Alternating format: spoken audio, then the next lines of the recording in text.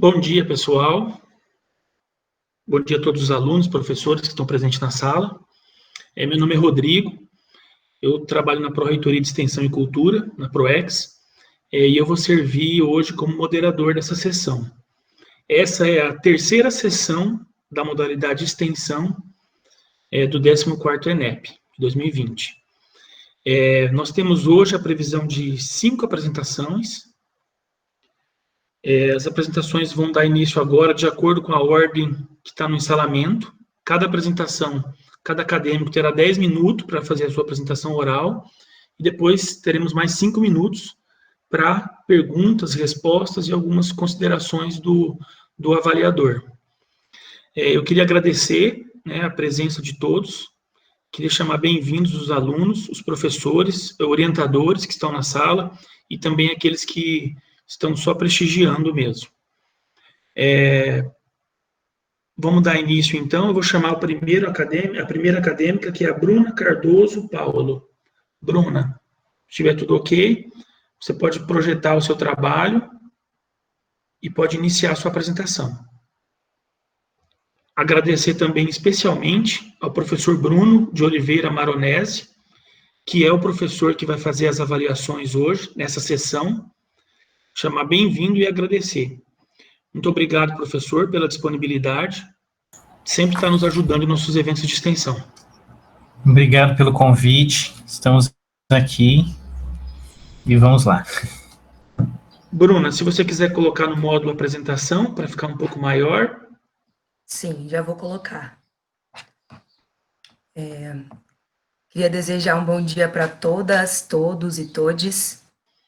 Eu sou Bruna, sou estudante de Ciências Sociais e tenho esse projeto junto com a minha orientadora, Júnia, que é da Artes Cênicas. O nome do nosso trabalho e do nosso projeto é Cantos, Danças e Performances Indígenas. E o projeto, ele é um projeto de pesquisa e extensão que busca conhecer e incentivar a prática dos cantos e danças nas comunidades indígenas da região da Grande Dourados. O projeto busca sensibilizar também a população não indígena para a importância de reconhecer a importância, das diversas expressões culturais da nossa região, e também de incentivar o intercâmbio e o diálogo intercultural através da arte entre esses atores e atoras. Entre os objetivos do projeto, a gente tem o intuito de incentivar essa prática, e o desenvolvimento dos cantos, das danças nas comunidades, e também apoiar as iniciativas de indígenas que estão à frente desses grupos na região da Grande Dourados. Além disso, o projeto atua também oportunizando o intercâmbio de saberes entre esses cantores indígenas e também cantores não indígenas que se interessam, pela música indígena. Diante da situação de pandemia que a gente está vivendo, a gente teve que tivemos que adaptar o projeto para poder desenvolver ele durante esse período. E, para isso, a gente criou um grupo de estudos em modo remoto, com a temática da música indígena, e a gente contou com a participação de diversos pesquisadores em música indígena do Brasil.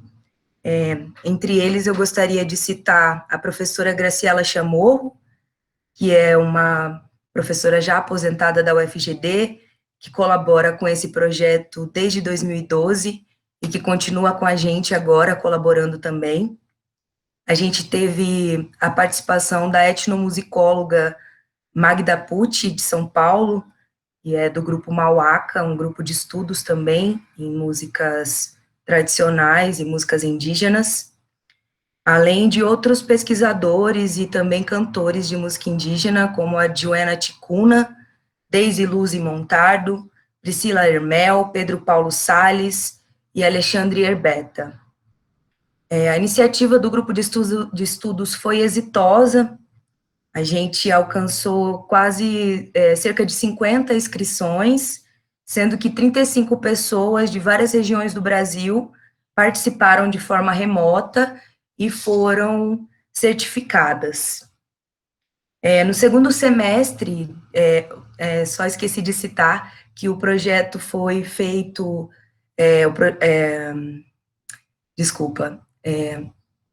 o grupo de estudos foi realizado de abril a julho desse ano, com carga horária total de 42 horas. No segundo semestre, a gente continuou com o grupo de estudos, de setembro a novembro, e a gente está em andamento com esse segundo módulo agora, mas dessa vez o grupo está voltado para o estudo e para a prática musical do grupo Veraju, que é um grupo também de estudos de música indígena aqui em Dourados. A gente elaborou também a gravação de um CD, o Caraguí de Itaperandã, da comunidade do Tecorarã Itaú, que fica em Douradina, com o intuito da divulgação da música indígena, né, na região de Dourados. Esse CD já havia sido gravado antes do período de pandemia, então a gente pôde aproveitar esse tempo que a gente teve que estar afastado para poder fazer as impressões desses CDs e dar andamento a esse projeto. Bem, como eu disse, os resultados, entre eles tiveram esse grupo de estudos que a gente realizou e também a produção desse CD. Durante esse período de pandemia, a gente tentou e tem tentado manter contato, apesar, né, das dificuldades também de comunicação, um contato remoto com as comunidades indígenas que estão vinculadas ao projeto, em especial com essa comunidade do Tecorarã do Itaú. O projeto se envolveu em ações de solidariedade à comunidade, como com doações de agasalhos, itens de limpeza e aquisição de uma máquina de costura para confecção das máscaras de proteção e dos artesanatos e roupas rituais.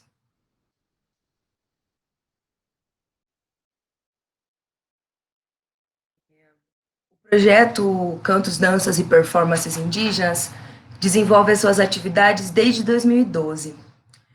As atividades envolvem visitas às aldeias e acampamentos, a gente promove rodas de conversa, ensaios, oficinas que envolvem as comunidades e apresentações também cênico-musicais, além das trocas culturais entre os cantores e cantoras indígenas e também não indígenas.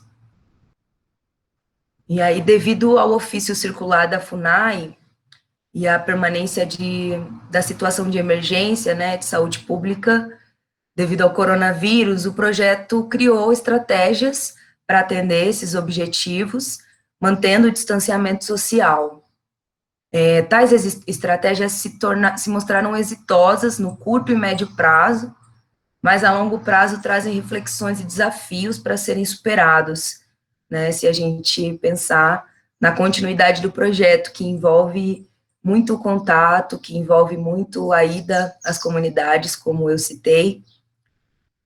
Então, a pandemia coloca desafios para a gente nesse momento, assim. Bom, eu acho que é isso. O projeto Cantos e Danças Indígenas é financiado pela PROEX, o FGD, e manifesta o seu agradecimento pelo apoio para a realização. Obrigado, Bruna, pela sua apresentação. Parabéns por utilizar o tempo previsto. E eu passo a palavra agora ao professor Bruno, nosso avaliador. Obrigado, Rodrigo. Obrigado, Bruna, parabéns pela sua apresentação. Eu já falei com a Júnia, né, que eu quero esse CD, viu? Né, Júnia, depois a gente então, eu quero esse CD, porque além de professor da área de letras, eu também sou músico amador, me interesso muito por manifestações musicais, né? Mas uma coisa que eu ia comentar, que eu queria ver que você poderia dizer para nós sobre isso, é que você fala no começo a respeito de também, assim, promover o intercâmbio entre, né, sobre a questão musical aí, entre os próprios indígenas, né, de cantos e danças e tal, né, e eu noto, assim, eu tenho pouco contato, né, mas eu vejo, assim, pelos nossos estudantes indígenas e tal, que realmente muitos, não sei se, né, não sei se são a maioria, se são poucos, se são muitos, mas, assim, eu vejo alguns aí que não se interessam por manter a tradição do canto e da dança indígenas, né? Então, me parece que isso é uma questão até ligada ao trabalho missionário das igrejas evangélicas, que parece que tem alguma questão de proibição em relação às atividades tradicionais dos indígenas, né? E então eu queria que você falasse um pouquinho sobre isso. Como é que foi essa questão aí? Se realmente houve indígenas que não se interessam por essa tradição? E como é que é isso? Como é que foi essa questão? Legal, Bruno, obrigada. Eu vou responder, e aí espero que a Júnia também possa fazer um complemento diante dessa pergunta, que é muito interessante, né? O projeto, a gente entrou em contato com comunidades que já têm a prática do canto e da dança de alguma maneira, e essa comunidade que eu citei, que é a comunidade do Itaú, eles têm um grupo que foi crescendo ao longo do tempo. A comunidade, não é a comunidade toda que faz parte, né, do grupo, mas foi um grupo que foi crescendo. Então, as dificuldades, de fato, elas são muito grandes, né, para a realização da produção da cultura, né, seja ela imaterial ou imaterial, ou material, indígena, diante do processo de colonização que se perdura até hoje, né. Então, acho que a dificuldade para que essas pessoas possam acessar, né, esses cantos, essas danças, ainda é muito grande. Acho que o projeto ele tem esse intuito de tornar público e acessível para as pessoas os cantos, as danças, e acho que tem vindo, sim, acontecendo um movimento das pessoas terem um maior interesse em buscar, porque eu acho que para além do interesse, né, são outras questões que estão antes colocadas, assim, e a gente tem sorte de poder ter contato com algumas pessoas aí das comunidades que já há um tempo, né, vem trazendo essa proposta e que colocam para a gente, né, como demandas importantes para eles, e a gente, dentro do nosso possível, também tem buscado acolher, né, essas demandas, como a do CD, por exemplo, que é maravilhoso, é um CD muito bonito, muito bem feito, e acho que vai ser uma contribuição aí pequena, né, porque a gente poderia fazer mais, mas é uma contribuição pequena da gente para a cultura indígena.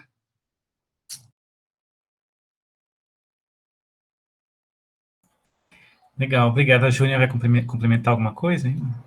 Só complementando mesmo, acho que a Bruna já respondeu muito bem, mas só porque ela também me convocou, né? Acho que a sua pergunta é muito... Eu te agradeço, porque, de fato, é justamente esse diagnóstico que você faz que motivou, eu acho, a criação desse projeto, né? Um projeto que eu estou, nesse ano, coordenando, mas um projeto que já vem há mais tempo sendo promovido, né, pela professora Graciela, e que hoje, já há alguns anos, depois de colaborar com ela, eu estou na coordenação. E é justamente isso, de fato, as comunidades, principalmente que estão mais próximas, né, dos núcleos urbanos, existe esse preconceito, às vezes, muito grande, né, com essas marcas culturais, como o canto, como a dança, como a própria expressão da língua, né? E muitas vezes a juventude não quer se identificar com isso porque já não quer sofrer esse preconceito, né? Então, as comunidades que estão levando muitas vezes essa cultura são comunidades que estão na resistência, por isso também essa comunidade em específico que a gente tem mais relação, uma comunidade de acampamento, né? E aí já estão na luta também pela retomada da sua terra, e por isso também trazem a cultura como parte dessa luta. Mas, de fato, você tem razão, assim, a maioria, talvez, da juventude, né, da região, não tem essa prática, né, por isso também talvez seja tão importante esse projeto que busca essa valorização. Legal, muito obrigado. Obrigado. Obrigado, Bruna, pela apresentação, mais uma vez. Obrigado, eu que agradeço. Bruno. Obrigado, professor Bruno, pelas palavras. Todos. E obrigado também, professora Júnia, pelos comentários, pela complementação. Ok, agora vamos para o segundo. Acadêmica Bárbara Caroline Ferreira. Bom dia a todos. Eu me chamo Bárbara Caroline Ferreira e eu, juntamente com outros colegas meus do grupo PET Engenharia Agrícola, né, resolvemos trazer para vocês o projeto UFGD e Você contra a Fome. Então, todos nós estamos cientes, né, da pandemia que estamos presenciando atualmente, né, essa pandemia que chegou, na verdade, para todo mundo, né, não só aqui na nossa região. Então, devido a essa crise econômica e social que foi resultante do Covid-19, houve um crescimento muito grande da população que é economicamente vulnerável. Tanto pela taxa de desemprego que também tem aumentado muito. Então, muitas famílias que antes até tinham uma renda que dava para se sustentar, hoje estão passando por problemas, né? Estão passando por essa crise econômica. Então, diante desse cenário que estamos presenciando, alguns professores da UFGD, mais precisamente da FCA, né, das Faculdades de Ciências Agrárias, eles geraram esse interesse em institucionalizar o projeto UFGD e Você contra a Fome. O objetivo desse projeto, né, é a arrecadação e distribuição de alimentos e também de produtos de higiene pessoal a essas famílias que foram prejudicadas por esse Covid-19 e que hoje estão passando por uma certa dificuldade. Então, os materiais e métodos que utilizamos, primeiramente, foi a parceria com entidades da UFGD. Então, a professora que foi responsável, né, por iniciar esse projeto, entrou em contato com algumas entidades da UFGD, né, para obter mais ajuda, né, e as entidades que participaram foram os servidores da UFGD, o PET Engenharia Agrícola, onde eu participo, o PET Agronomia, o PET Zootecnia, o Centro Acadêmico da Engenharia Agrícola, né, que ele iniciou esse ano e já está ajudando já nesse projeto, o CA também da Aquicultura, a Polícia Federal aqui de Dourados, né, e também os bombeiros, que estiveram ali acompanhando todo o projeto. Então, um método que a gente utilizou para poder ajudar nesse projeto é a criação de vídeos para as redes sociais. Então, nós do PET fizemos vídeos para poder alcançar mais pessoas, né? O Instagram, o Facebook, as redes sociais, elas têm um alcance muito grande para as pessoas, não só para alunos e professores, mas também para pessoas que estão fora desse ambiente, já que esse projeto engloba toda a nossa cidade, toda a nossa comunidade. Então, nós fizemos vídeos falando um pouquinho sobre o projeto, para quem não estava ciente, falamos um pouquinho do objetivo, da importância desse projeto. Também deixamos a par do que estava acontecendo, tanto é que nessa imagem aqui aparece 220 famílias, que estava ainda no decorrer do projeto, né, a gente alcançou mais famílias no final de tudo, então no decorrer a gente estava avisando as pessoas quantas famílias a gente tinha alcançado, para mostrar a importância e a grandiosidade do projeto. Nesses vídeos também, nós falávamos os pontos de coleta, né, que você poderia estar ajudando, os horários, então tudo isso para deixar as pessoas bem informadas, para que todos pudessem ajudar, porque toda ajuda era muito bem-vinda. Outra forma foi o envio de e-mails. Então, nós criamos um e-mail, que é o petufgdcontrafome@gmail.com, que era justamente apenas excessivamente para esse caso. Nós pegamos o e-mail de todos os professores da UFGD, todos os professores da universidade, então foram mais de 500 e-mails que foram enviados. Nesse e-mail a gente contava sobre o projeto, a importância, o objetivo e principalmente os pontos de coleta e os horários, porque muitos professores estavam cientes do projeto, mas às vezes poderiam não saber como ajudar. E muitos professores também não estavam endorados, desculpa, por conta da pandemia, então muitos queriam ajudar, só que não tinham uma forma de ajudar por conta de não estarem aqui, já que nos vídeos, né, a gente falava dos pontos de coleta, mas não falava de um meio que poderia ajudar à distância. Então, nós falamos para eles sobre a questão que poderiam ter essa ajuda de forma remota, né, já que muitos mercados estavam fazendo essa entrega delivery, né, para ajudar nesse projeto. Então, nós deixamos cientes e obtivemos bastante respostas dos professores, ficamos muito felizes com essa forma de ajuda. E outra ajuda também foi a participação de forma presencial. Nós precisávamos de alunos voluntários que ficassem nos pontos de coleta, recebendo todos aqueles alimentos e os produtos de higiene pessoal que chegassem. Então, essa imagem é a foto de uma petiana do nosso grupo, que estava lá na unidade 1, recebendo, ajudando, separando os alimentos. E, claro, tudo respeitando as normas de segurança, usando luva, usando máscara e tendo o distanciamento. Então, os resultados que obtivemos com a ajuda dos professores, com a ajuda dos alunos, dos demais, nós conseguimos alcançar mais de 500 famílias aqui em Dourados, né, e em 22 bairros. Então, nós ficamos muito felizes com o resultado. 500 famílias são muitas famílias, às vezes famílias ali que não tinha nada no momento, conseguiram ser prestigiadas ali com a nossa ajuda. E então, devido a esse projeto, foi possível suprir a necessidade dessas famílias, mesmo que de forma temporária. Mas eu acredito que essas famílias tenham ficado muito felizes com essa ajuda, mesmo temporária, porque tinham muitas famílias que estavam há muito tempo sem comer, há muito tempo ali sem receber produtos de higiene pessoal, e acredito que tenha feito muita diferença. E nós ficamos muito felizes com esse projeto, né, já que é um projeto que engloba os alunos, não só como os alunos, né, mas como cidadãos, se preocupando com a nossa comunidade, se preocupando com a nossa cidade. Então, eu acredito que tenha sido muito importante para essas famílias, que elas tenham ficado muito felizes, e também todo esse pessoal que ajudou, os professores, os alunos, tiveram a todo momento ali, foram até os bairros entregar, fizeram toda essa ajuda, essa prestatividade aí, e teve muita eficácia, né, nesse projeto.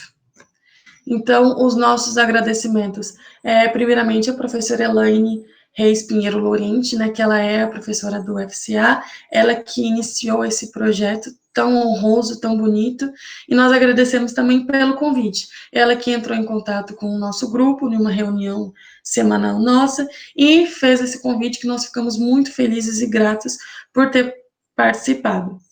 Ao Corpo de Bombeiro também, e a Polícia Federal pela ajuda nas entregas, eles estiveram a todo momento ali ajudando na entrega, né, também fiscalizando a questão da segurança, da nossa segurança, então nós ficamos muito gratos também por essa ajuda, e principalmente a universidade, a nossa querida universidade, pois sem ela nada disso teria acontecido, né, ela que promoveu o projeto, abraçou esse projeto, então nós somos muito gratos a ela também.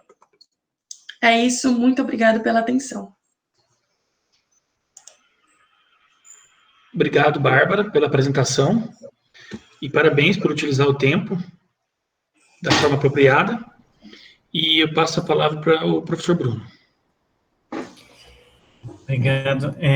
Bom, lindo seu trabalho, muito bonito mesmo, meus parabéns. Aliás, o primeiro também foi muito bonito, né?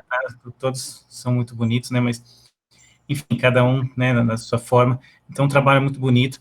E eu acho que, assim, eu não sei se eu que perdi um pouquinho no começo, não sei se você falou, mas, assim, como é que foram selecionadas essas famílias para ser ajudadas? Você falou em 220, você falou que no final depois foram bem mais, né?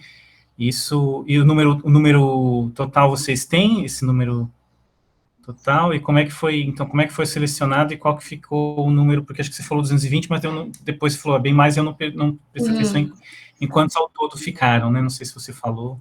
Então, por favor, Aqui eu falei que no decorrer ali era um vídeo que a gente fez no encaminhar do projeto. Então, ali a gente estava mais ou menos no meio do projeto. Até então, a gente tinha alcançado 220 famílias. E no final, o resultado final foram 500 famílias.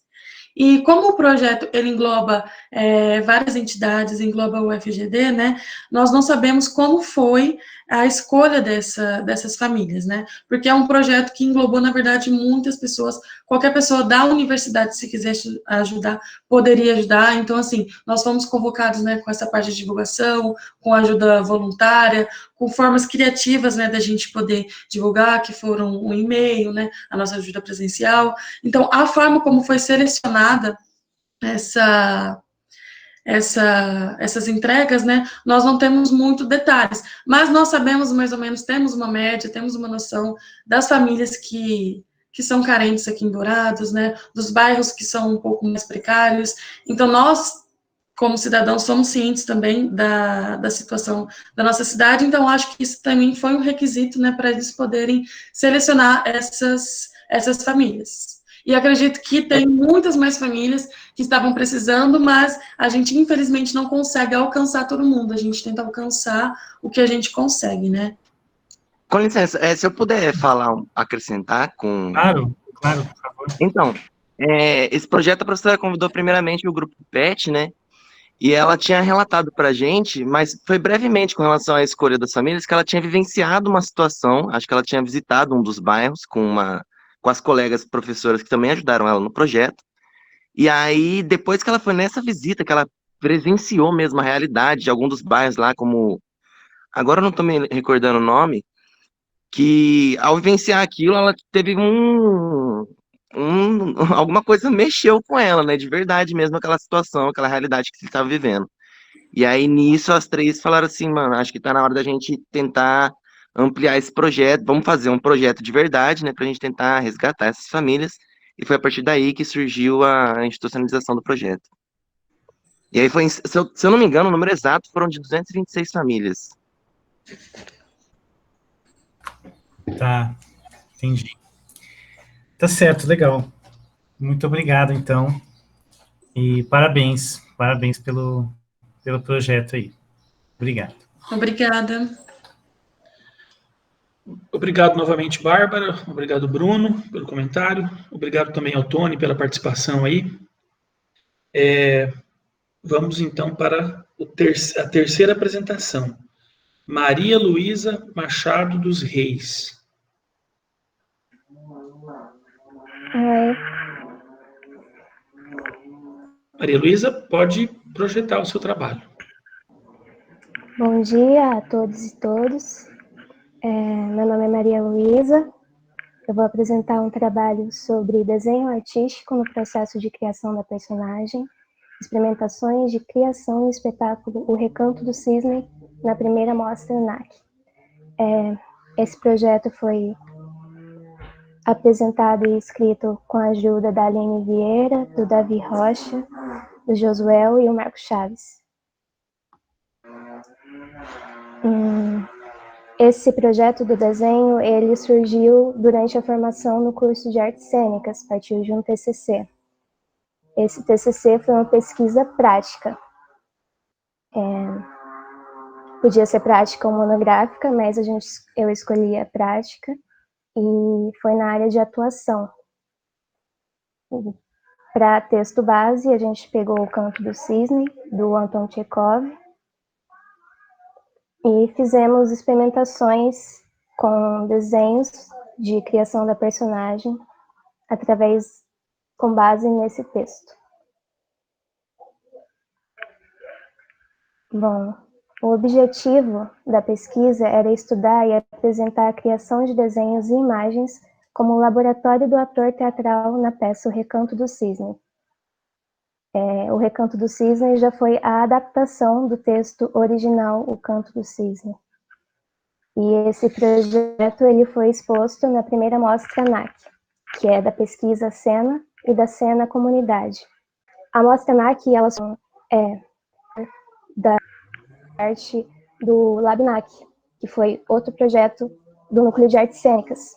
O objetivo da Mostra NAC era pegar esses trabalhos que são apresentados no curso de artes cênicas, principalmente os TCCs, e levar esses espetáculos, esses projetos, essas pesquisas à comunidade interna e externa, já que muitas vezes esses TCCs são apresentados uma vez e eles ficam ali na caixa preta, no núcleo, dentro da universidade.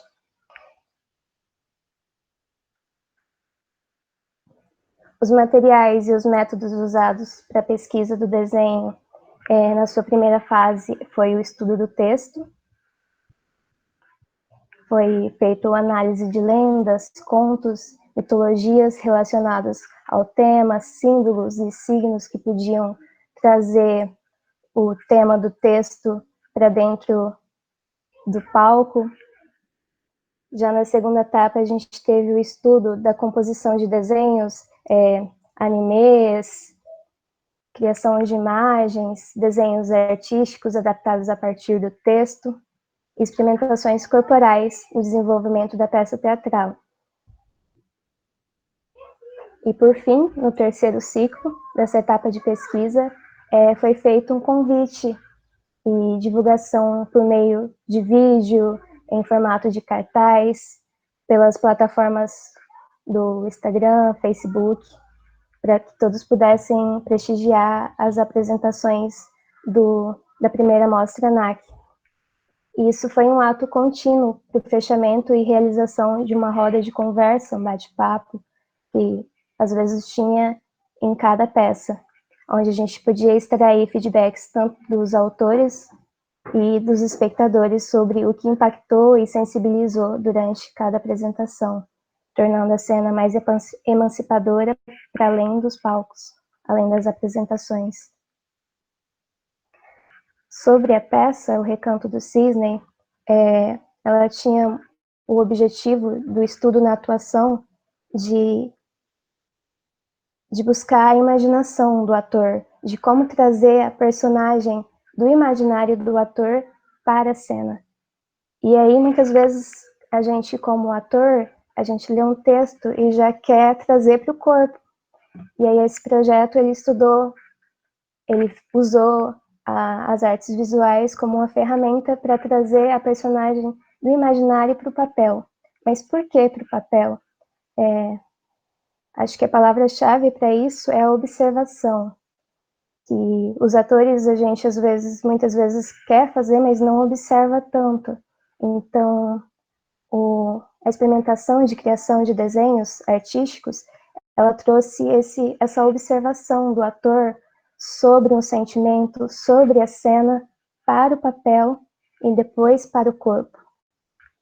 E para isso a gente utilizou também outras ferramentas, como, por exemplo, o cinema, que aí a gente pôde aprender como utilizar as cores, as imagens, principalmente através do Estúdio Ghibli. A gente usou ele como base para estudar os desenhos, os sentimentos. E isso depois também foi trazido para a primeira mostra NAC através dos recursos virtuais que eles disponibilizaram, com os vídeos, a monitoria que fazia a gente apresentar para eles, levando uma extensão bem maior do nosso projeto para o público. Esse foi a primeira imagem que levou ao espetáculo, que é a máscara. A gente se olhava no espelho e via como será que eu vou ficar mais velha, e a gente fazia as experimentações faciais, e depois reproduzia em papel, e aí a gente, através do papel, a gente fazia as experimentações depois em cena, não recorrendo mais a um tipo de texto, mas a imagem, como a gente vai ver no seguinte. Esse daí já foi na primeira fase do projeto. A Aline, minha companheira de TCC, ela fez essa imagem representando o espetáculo. Ela disse que, com base no texto, parecia que a personagem, todo o tema, ele ia se abrindo como se fosse uma rosa, e que iam adquirindo... a personagem ia crescendo, ela ia tendo outros tipos de sentimentos, outros tipos de cores, o cheiro ia mudando, como se a personagem fosse florescendo. E aí, através desse desenho, a gente também utilizou na iluminação, no figurino, porque as cores foram bem impactantes para a gente durante o processo. Como eu tinha falado anteriormente, a gente pegava o texto como base, mas aí a gente criava desenhos com base no texto. Nessa imagem a gente pode ver que tem numeração, número 1, número 2, número 3. Se tratava de falas do texto que a gente lia e falava sobre ele e desenhava sobre. E acabou que os desenhos se tornaram pontos, como antigamente existia o ponto no teatro, quando um ator esquecia as falas, existia um ponto. A gente acabou utilizando, não era proposta, mas acabou que os desenhos viraram pontos para a gente. Quando a gente esquecia o texto, a gente lembrava da cena que a gente tinha desenhado, da sensação que aquela imagem trazia. E aqui foi uma das imagens publicadas, foi um vídeo do primeiro vídeo da primeira mostra ANAC. Tiveram vários vídeos de todos os TCCs sobre os resultados. Os resultados dos desenhos conectaram os atores não só com o imaginário, facilitou que a gente trouxesse para a cena intenções, cores, ajudou no cenário, no figurino, e principalmente que a gente extraísse positivamente emoções do pré-texto. O pré-texto seria o que o personagem está fazendo antes de estar naquela cena. O subtexto, o que aquela personagem está pensando enquanto está naquela cena, mas ela não diz. Isso podia ser desenhado. E na construção e na adaptação do texto durante os ensaios, os desenhos foram essenciais para adaptar o texto. Além de possibilitar, claro, a comunidade acadêmica dos diversos cursos da UFGD e não acadêmica, uma experimentação, uma experiência e primeiro contato com a cultura teatral. Criar os desenhos sem disponibilidade do tempo é inviável, os desenhos eles realmente levam muito tempo para serem feitos, e criar imagens, desenhos, eles podem ser um processo de autoaceitação, porque a gente imagina uma coisa e cria aquela coisa, mas quando a gente coloca no papel, não vai ser isso. Já traz também uma linguagem visual que vem crescendo junto com o crescimento tecnológico, o avanço da linguagem visual, também abordou bastante isso. E a questão que eu deixo é como seria o ensino teatral nas redes públicas e privadas com o teatro e as artes visuais mistas, trabalhando junto. Gostaria de agradecer à universidade, aos profissionais que lutam pela classe artística, em especial os que participaram desse projeto comigo, o Aline, Davi, o Josué e o Marquito. Muito obrigada. Obrigado, Maria Luísa, pela sua apresentação.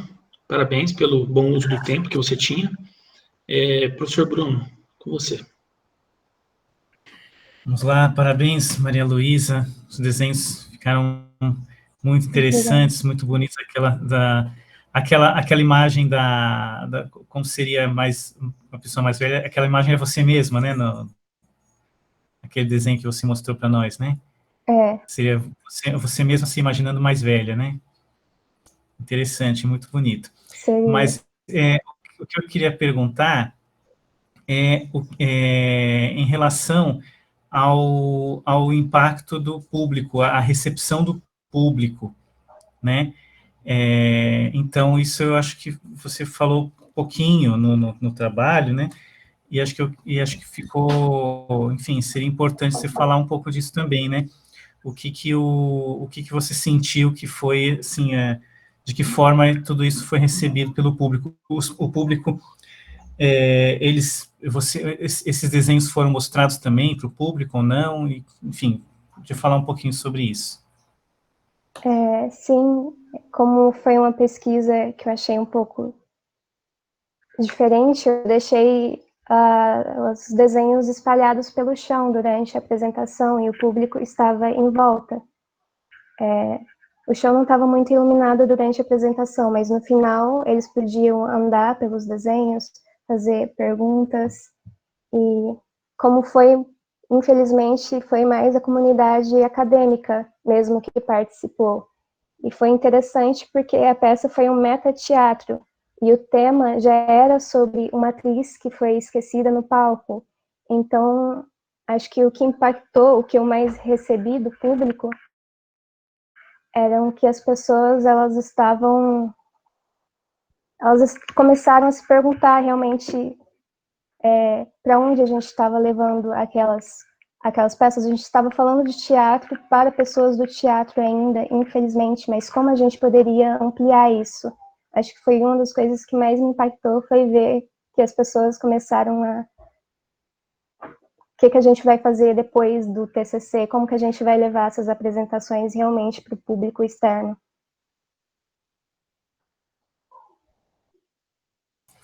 Eu respondi? Pois é, gostei. Não, sim, então, é que esse detalhe de que você mostrou os desenhos, assim, no chão e tal, isso eu acho que é importante você ter mencionado, né, porque foi realmente, eu estava querendo entender justamente como é que esses desenhos chegaram no público, de que forma que eles chegaram, né, porque eu tinha entendido no início que esses desenhos foram mais uma heurística para vocês mesmos, para você mesma, se preparar, né, para o espetáculo, né, mas não foi só isso, né, foi também, os desenhos também chegaram para o público, né, é isso que eu estava querendo entender.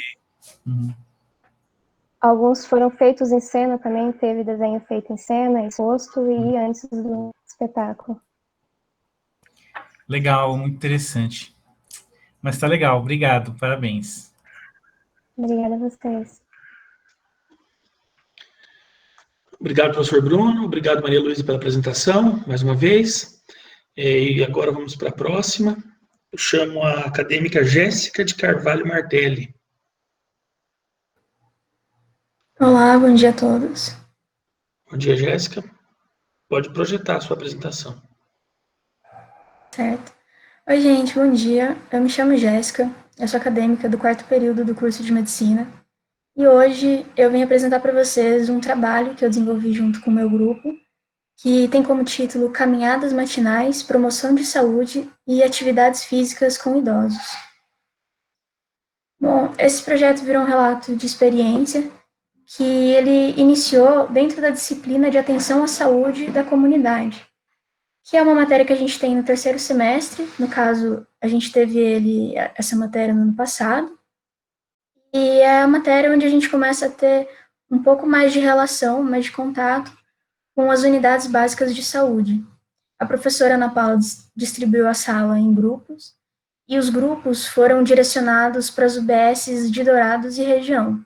No caso, o meu grupo, a gente foi direcionado para a UBS de Panambi. E lá a gente teve a missão de participar da rotina da UBS, conhecer, e também conhecer a comunidade e fazer a observação de uma problemática da região e tentar propor uma proposta de intervenção para a região que a gente estava inserido. Quando nós chegamos no distrito de Panambi, nós começamos a fazer visitas acompanhando os agentes de saúde da região. E nessas visitas que a gente fazia realmente com um contato bem próximo com os moradores, visitando as casas deles, a gente começou a perceber que a população de Panambi, em maioria, era composta por pessoas mais velhas, que tinham necessidade de fazer exercícios. Eles até comentavam com a gente que queriam fazer algum tipo de exercício, mas em Panambi não tinha academia. Para eles fazerem academia, eles se deslocavam ou para a cidade de Dourados, ou para um outro distrito que agora eu não estou me recordando o nome, mas também que é ali próximo de Panambi. E eles também eram pessoas que, quando a gente observava, em sua maioria eles estavam com sobrepeso e com bastante necessidade de fazer alguma interação, porque a cidade, ela realmente não proporciona isso para os moradores. Então, observando todo esse contexto, a gente pensou em propor caminhadas em grupo para a população de Panambi, voltada, a princípio, para os idosos. Aqui eu tenho uma imagem do postinho de Panambi, onde a gente fez as visitas. Aqui é uma imagem da gente fazendo as visitas com o agente de saúde, quando a gente estava começando a conhecer a região e fazendo a sondagem. O próprio agente de saúde pediu para a gente colocar o jaleco e se identificar como acadêmico. A gente teve um recebimento muito legal de toda a comunidade, com um acolhimento, assim, tão grande, ao ponto de chamar a gente para tomar tereré, tomar café, como foi um contexto antes da pandemia, então tudo isso era possível. O objetivo desse trabalho foi promover grupos de caminhada para estimular a valorização da saúde e a sociabilização dos idosos do distrito de Panambi. A gente queria despertar, então, nessas pessoas a atenção que eles teriam para a própria saúde e o autocuidado e também a sociabilização deles. O primeiro encontro que a gente fez com esses moradores, a gente realizou um café da manhã e também a gente apresentou uma palestra justificando o porquê da gente estar pensando naquele projeto, por que seria interessante eles começarem a pensar em valorizar a saúde. Esse café da manhã, a gente produziu ele com bastante fruta, suco, a gente tentou fazer o despertar da consciência da saúde, até mesmo na parte da alimentação. Antes de começarmos a fazer as caminhadas, nós fazíamos a aferição da pressão arterial e também a gente fazia alongamentos em grupo. A gente não conseguiu, infelizmente, a presença de um educador físico, tentamos, mas não conseguimos para tentar nos acompanhar, só que nós fomos atrás de um que nos orientou de como que nós iríamos fazer os alongamentos com essas pessoas, e assim a gente conseguiu produzir um banner para orientar essas pessoas. As caminhadas eram feitas com duração de 30 a 40 minutos, eram caminhadas leves com a população, e todas elas eram feitas em grupos. E todas as caminhadas estavam sempre sendo realizadas com a presença dos trabalhadores da UBS. Aqui a gente tem uma foto do nosso primeiro dia, fazendo a palestra com os moradores. Aqui a gente já tem uma foto com a presença dos moradores, onde a gente estava realizando os alongamentos com eles antes de caminhar. A gente fazia os alongamentos tanto antes quanto depois. Como vocês podem ver, a presença dos moradores eram de faixa etárias distintas. Por mais que a gente estava interessado em fazer essa caminhada mais voltada para as pessoas mais velhas, a gente teve a presença de pessoas de todas as faixas etárias nesses encontros. Aqui a gente já tem o grupo fazendo caminhada. Essa caminhada era feita, então, na parte da manhã, 7 horas da manhã, uma vez por semana. Ou seja, a gente se encontrava às quarta-feiras de manhã e fazia a caminhada pela região. Aqui é um pouquinho do terreno onde a gente fazia essas caminhadas. Como vocês podem ver, o terreno não era muito íngreme, ela não oferecia muitos problemas assim para que as pessoas conseguissem andar por ele. Isso aqui é uma foto tirada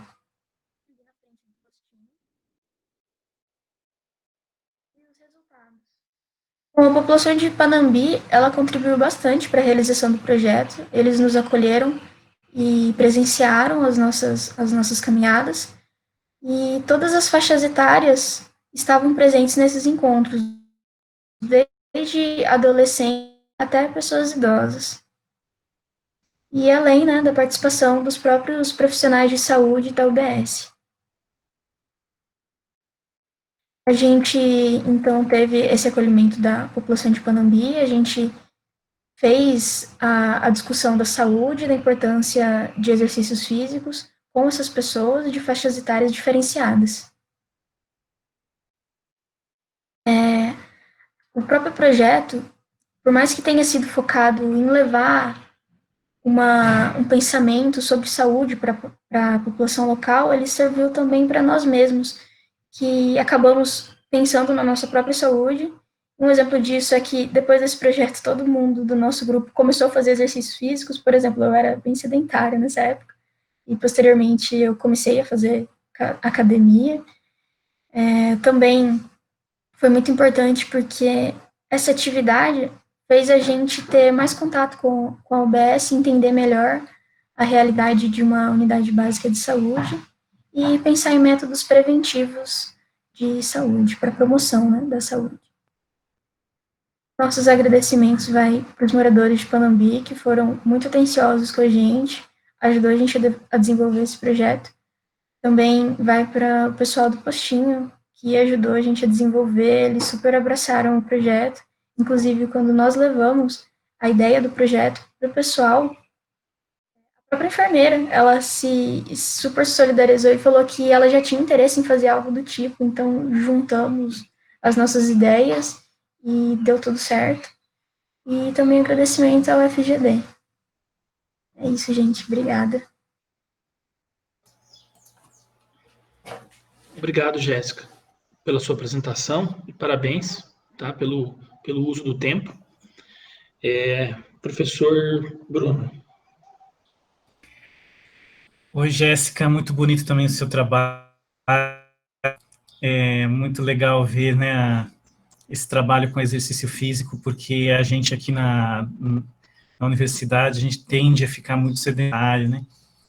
E então, eu queria ter uma ideia, assim, não sei se vocês verificaram, mais ou menos, quantas pessoas vocês atingiram, assim, diretamente, quantas pessoas participaram, eram sempre as mesmas em todas as caminhadas, tinha pessoas que iam, às vezes, e em outras vezes não, e porque eu vi pelas fotos, pareciam poucas, né?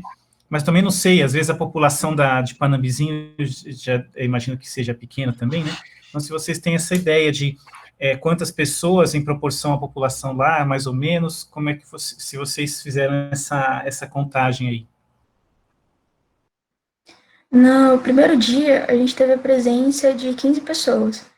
Esse número, infelizmente, foi caindo ao decorrer do projeto. A gente chegou a atingir mais ou menos um grupo que ficava em média de 10 pessoas fazendo a caminhada. A gente debatendo, conversando, porque a caminhada também tinha esse intuito de sociabilização, a gente entendia que o pessoal queria começar mais cedo a caminhada. Só que era um pouco difícil para a gente sair daqui e ir mais cedo ainda para Panambi, porque a gente chegava lá às 7 horas da manhã, e para a gente chegar lá, a gente já saía daqui umas 6 horas, mais ou menos, 6h20. Para a gente chegar mais cedo do que isso, como seria o desejado para a maioria do grupo, como a gente estava debatendo, ficaria um pouco inviável. Sem contar que, se fosse mais cedo também, a gente chegou a debater isso com o próprio pessoal da Unidade Básica de Saúde, eles também não poderiam acompanhar, o que a gente não tinha interesse, porque a gente queria sempre que tivesse profissionais ali de saúde, que a galera do postinho tivesse envolvida. Mas, assim, girou em torno ali de umas 10 pessoas, realmente não foram muitas, a gente não conseguiu tantas pessoas quanto a gente chegou a imaginar que poderia ser feito, porque a gente fez o convite realmente a toda Panambi. A gente foi andando em Panambi e conseguiu convidar a cidade inteira. Mas foi isso, a gente conseguiu atingir esse número. E eram sempre os mesmos 10, assim, ou às vezes variava? Como é que era isso? Olha, teve um grupo ali de umas 4 pessoas que eram sempre as mesmas. Essas pessoas, eles acompanharam desde o começo. Mas o resto era bem variado. Apareciam pessoas diferentes que chegavam lá pela primeira vez, apareciam, inclusive, pessoas que já faziam caminhada lá e às vezes se juntava a gente. E daí a gente ia trocando a ideia e a gente entendia que tinha algumas pessoas que se interessavam em fazer, só que também a disponibilidade do horário não batia muito com o que a gente tinha. Entendi. Legal. Obrigado. Parabéns. Obrigada. Obrigado novamente, Jéssica, pela apresentação. Obrigado, professor Bruno. E agora vamos chamar a última apresentação dessa sessão, que é a acadêmica Luísa. Luísa Feiu Aquino. Oi, bom dia. Bom dia, Luísa. O meu nome é Luísa, eu sou acadêmica da psicologia, estou no 9º semestre, e o trabalho que eu estou apresentando hoje, ele é fruto da minha participação no programa UFGD Mais Saúde, sob a supervisão da Flaviana. E como a minha participação nesse projeto, ela era basicamente de criação, elaboração de material gráfico, eu tentei conciliar a minha graduação em psicologia com essa atuação, né? Então, produzir algum material que fosse disponibilizado à população. Então, por isso eu escolhi a época do Setembro Amarelo, né, o mês de prevenção ao suicídio, e relacionei o tema da saúde mental com o isolamento social causado pela pandemia do Covid-19, com foco na população-alvo dos idosos. Então, que também são um grupo de risco do Covid, né? Então, na psicologia a gente sabe que existe uma relação entre o isolamento social e o aparecimento de sintomas depressivos, e que isso é muito presente também na terceira idade. Na terceira idade, o sujeito ele passa por uma série de mudanças na vida, incluindo uma série de perdas, que seriam desde afetivas, né, de entes queridos, físicas, perdas desde cognitivas até da funcionalidade do corpo, e aparecimento de doenças, e sociais e econômicas, como a perda do emprego e a entrada na aposentadoria. Então, essas mudanças, elas exigem uma reorganização da vida, que se ela não é bem aceita ou não é bem elaborada, pode levar ao isolamento desse idoso e, consequentemente, do desenvolvimento de transtornos psiquiátricos como a depressão e a ansiedade. Então, a depressão ela é um dos transtornos psiquiátricos mais comuns em idosos e um dos principais riscos para o suicídio. Segundo os dados da OMS, o risco de suicídio ele aumenta com a idade, atingindo seu ápice após os 65 anos, e a maior parte dos idosos que tentam suicídio vive sozinho. Então, por isso, né, a necessidade da gente pensar nos efeitos do isolamento e do distanciamento social a esses idosos, a essa população idosa, e também maneiras de minimizar, né, os possíveis impactos negativos na saúde física e na mental, que além do sofrimento psíquico, isso pode causar um sedentarismo maior, né, que pode levar ao desenvolvimento da depressão e o agravamento de doenças crônicas. Então, os nossos objetivos foram conscientizar a população geral sobre a relação entre isolamento e os sintomas depressivos na população idosa e incentivar a comunicação pelos meios virtuais, justamente para aliviar os efeitos negativos desse isolamento. Então, os materiais, primeiramente, eu realizei uma pesquisa, né, em banco de publicações científicas, principalmente Cielo, a fim de encontrar artigos sobre a depressão e os efeitos da pandemia nos idosos. Mesmo a gente ainda estando na pandemia, já existe uma literatura muito grande sobre os efeitos da pandemia, e eu acabei selecionando 10 artigos relacionados ao tema, e fiz um fichamento, né, para auxiliar na seleção das informações relevantes para o desenvolvimento do material. Então, o que seria interessante da gente trazer no flyer, no caso, para a população. Então, eu desenvolvi um flyer digital, contendo informações sobre o efeito do isolamento e do estresse causado pela pandemia de Covid-19 nos idosos, o incentivo à comunicação por meios virtuais e orientações para a população atentar-se a qualquer sintoma de depressão, de angústia ou de ansiedade nos idosos e como direcioná-los ao tratamento adequado. E o compartilhamento do material, ele se deu através do e-mail, do portal UFGD, né, do site e das redes sociais do Facebook da UFGD. Então, aqui está o material final. Ele acabou sendo meio que dividido em 3 partes, que seria uma introdução, o primeiro parágrafo, dos idosos como sendo um dos maiores grupos de risco do Covid e uma população que foi diretamente afetada pelo distanciamento e pelo isolamento social. A segunda parte seriam os 2 próximos parágrafos, que são os fatores que agravam o estresse do idoso nessa situação e que podem trazer sentimento de angústia e agravar ou levar a desencadear uma depressão, que seriam o medo de ser contaminado, impossibilidade de deslocamento e distanciamento de pessoas queridas, e, por fim, as orientações, né, para a família, mas não só, também para os conhecidos, que seriam de manter a comunicação, realizar chamadas de vídeo, auxiliar nas tarefas do idoso para minimizar as saídas, fazer as compras, por exemplo, e ficar atento, né, aos sinais de depressão, de angústia e de ansiedade, e, se necessário, procurar ajuda profissional.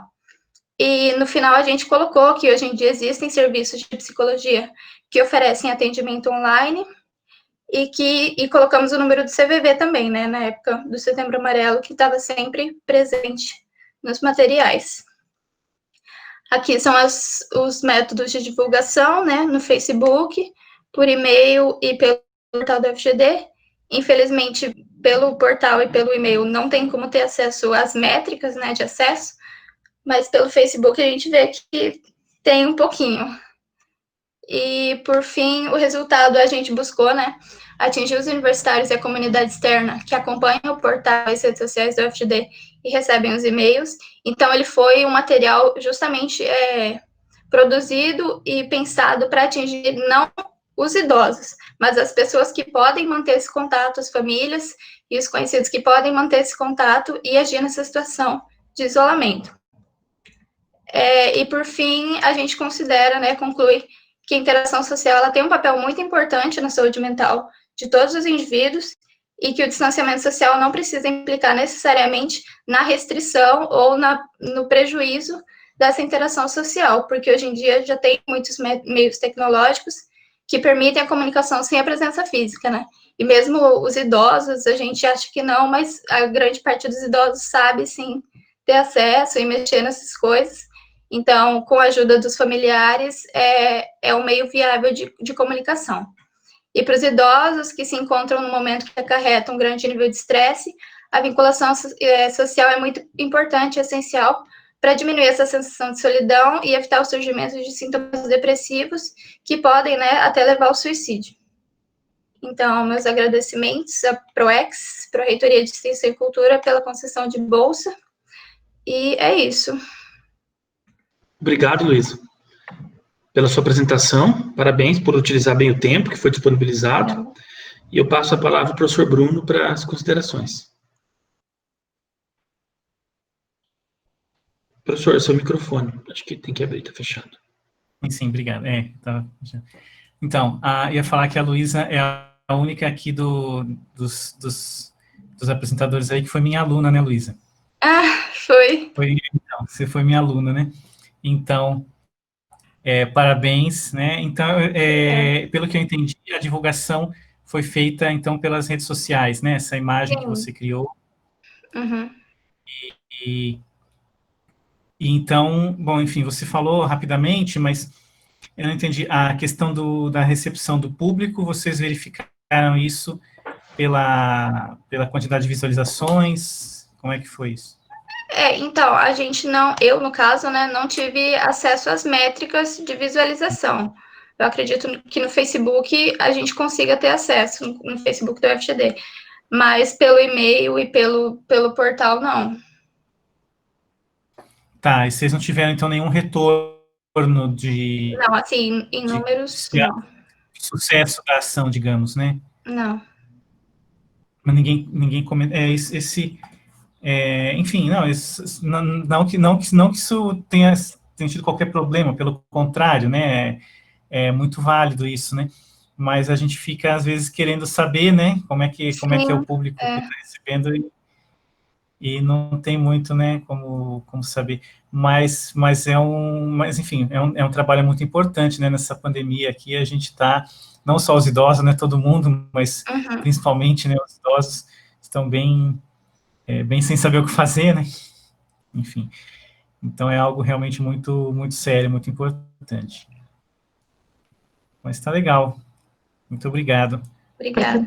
Só falar é que essa imagem que a Luísa fez, a gente também encaminhou para os CRAS, né, que a UFGD, ela tem um convênio, né, um trabalho também que exerce com os CRAS, aqui em Dourados. Então, essa imagem, ela também foi transmitida para o CRAS e para toda a população que frequenta o CRAS, tanto os idosos como os familiares. Tá? Então, também, além das redes sociais, ela também passou pelos CRAS. Legal, importante saber. Legal, obrigado. Ok, obrigado, Flaviana, pela complementação, obrigado, professor Bruno, e obrigado, Luísa, pela apresentação. Obrigada. Bom, pessoal, chegamos ao final da sessão, então. Eu queria pedir a todos que estão na sala para abrir as câmeras, por favor, só para a gente fazer um print de todo mundo. Queria aproveitar para agradecer, em geral, todos os acadêmicos que fizeram apresentações, os professores que prestigiaram também as apresentações, um agradecimento especial ao professor Bruno por nos ajudar na execução dessas avaliações. Queria dizer que o nosso evento continua, essa é a terceira sessão, nós vamos ter mais sessões até a final da semana que vem. Queria convidar a todos para continuar prestigiando outras sessões que estão disponíveis, aberta a sala. E é isso. Um bom dia a todos, um bom resto de semana e até mais. Obrigado a todos. Agradecer também a todos os participantes aí, em nome da nossa coordenadoria de extensão e da nossa corretoria de extensão também, né? Abrir um sorriso aí, fazer um print aí.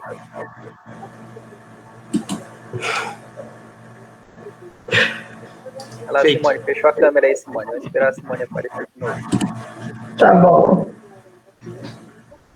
Simone respondeu bem na hora da foto. Vai lá, gente. X. Obrigado, gente. Excelente dia para vocês. Valeu. Obrigado, bom dia a todos. Tchau, tchau. Parabéns a todos pelo trabalho. Lindo.